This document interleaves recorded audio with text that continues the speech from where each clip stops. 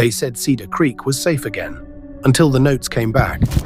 Greater than same handwriting, greater than same riddles, same promise, the sins aren't finished. The return of fear. Cedar Creek, Washington, population just under 14,000. The kind of town that used to appear in travel brochures, selling its charm on the quiet river that wound through the center of town and the tall pines that sheltered it from the noise of the outside world. But Cedar Creek is remembered for something darker now. Back in 2019, the town became infamous after a string of murders left 4 young people dead and a community in shock.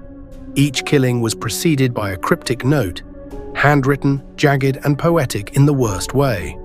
The notes were filled with religious imagery and dark riddles, signed only with the words, "The Confessor." The man arrested for those crimes was Elijah Rowe, a former janitor from the local high school. He was convicted in 2020, sentenced to life in prison without parole. For 5 years, Cedar Creek told itself the nightmare was over. The killer was caught. The case was closed. The creek was quiet again. But in July of 2025, all of that changed. It began on the 4th of July as families gathered for fireworks over the river. That morning, a tourist hiking near the water's edge found a mason jar buried in the mud. Inside, folded in plastic, was a note. Same handwriting, same style. It read, "Sin 6 awakens where fire meets sky." That night, as fireworks lit up the sky above Cedar Creek, a fire broke out behind the high school's football field. By sunrise, firefighters uncovered a body in the ashes. A teenage boy, burned beyond recognition. The first thought on everyone's mind, Elijah Rowe had returned. But how could that be? He was still locked away in Monroe Correctional Complex, over 100 miles from Cedar Creek. The townspeople whispered, horrified. Some believed he had orchestrated the murder from behind bars. Others thought the unthinkable, that Rowe hadn't acted alone back in 2019. For Cedar Creek, the nightmare had begun again. The police initially called it a coincidence. Even as the news spread like wildfire, the old case was being dredged back up. Reporters parked outside town hall, microphones shoved in the mayor's face. But within 2 weeks, another note appeared. This one was taped to the chapel doors in the center of town. It read, "Sin 7 bleeds where the bells fall silent." That same Sunday morning, the body of an elderly bell ringer was discovered in the steeple. His throat had been cut. Blood had pooled beneath the chapel's altar. The similarities to the original crimes were impossible to ignore. In 2019, Elijah Rowe's notes had each corresponded to a victim. Back then, he'd spoken of 4 sins. 4 lives were taken, but this was different. These notes spoke of 6, 7, and counting. The community split into 2 camps.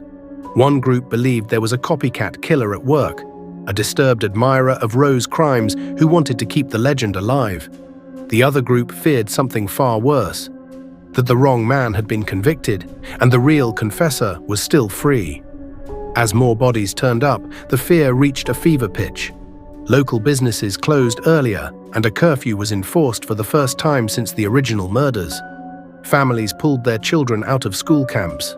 No one walked alone at night. The killer, whoever they were, wasn't just taking lives, they were taking Cedar Creek's peace all over again. By late July, the state had seen enough. Cedar Creek's police force was small, and while they were capable, they were overwhelmed. That's when Detective Marla Hensley entered the picture. Hensley was a specialist in ritual crimes, known for her work on several cult-related murders in Oregon and California. She was sharp, methodical, and unshaken by theatrics. When she examined the new notes, she noticed something the original investigators had missed. Elijah Rowe's confessions in 2019 had spoken only of 4 sins, exactly 4. That lined up with the 4 known victims. The case had seemed complete, but these new confessions referenced 6, 7, 8, and beyond. Why? Had someone picked up where Rowe left off? Or had Rowe been just one part of a larger design? Hensley interviewed Rowe in prison. He hadn't aged much, but his eyes were hollow, his voice still cryptic. 4 sins washed away, but none were mine, he told her. The creek knows the truth. The creek forgives. When she pressed him about the new murders, he smiled faintly. "Ask them where I learned to write," he whispered. It was a chilling hint. Was Rowe suggesting he'd been taught, trained by someone else? That he wasn't the mastermind after all? Cedar Creek wasn't done bleeding. On August 2nd, a librarian was found drowned in the river, her body tied to a chair. Next to her, in a sealed jar, was another note. Sin 8 whispers where knowledge rots. The community's small library closed indefinitely after the murder. Books sat untouched, gathering dust. 3 weeks later, a gas station worker was found stabbed to death outside his shop. A note was pinned to his chest. Sin 9 burns in the Keeper of Flame. Each killing was more theatrical, more public. The killer was no longer hiding in the shadows. They were staging the town like a theater, each death another act in a gruesome sermon. Detective Hensley began to see a pattern. Each murder site, school, chapel, library, gas station, wasn't random. It traced a path across Cedar Creek. When she mapped the locations, they formed a shape, a broken cross running straight through the town. The realization chilled her to the bone. The killer wasn't just targeting victims, they were carving a message into Cedar Creek itself. By late August, the town was in open panic. Hensley pressed for DNA analysis from the crime scenes, and when the results came back, they were shocking. The DNA didn't match Elijah Rowe. It didn't even match any known offender in the system. It belonged to someone with no record, a ghost. On September 1st, Detective Hensley received a letter in the mail. No fingerprints, no return address, same handwriting. It read, "The creek never sleeps. The sins never end. Ask Elijah who taught him to write." Hensley returned to Rowe's prison cell. He was waiting, almost expectant. "You think I began it," he said softly. "But I was only the first student. The one who showed me. He never stopped." For the first time, Hensley considered a terrifying possibility. Elijah Rowe had not been the true confessor. He had been an apprentice, a follower.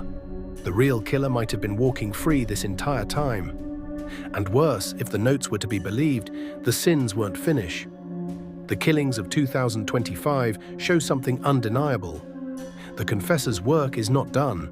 Whether it's a copycat, an accomplice, or the original mastermind finally revealing themselves, Cedar Creek is once again living in fear. Because in Cedar Creek, the confessions never stop, and the sins keep rising. If you've enjoyed this story, don't forget to hit that subscribe button and turn on the notification bell, so you'll be the first to know when we release our next crime story. We'd love to hear your thoughts, so drop a comment below, share your theories, and let us know what kind of stories you want to hear next.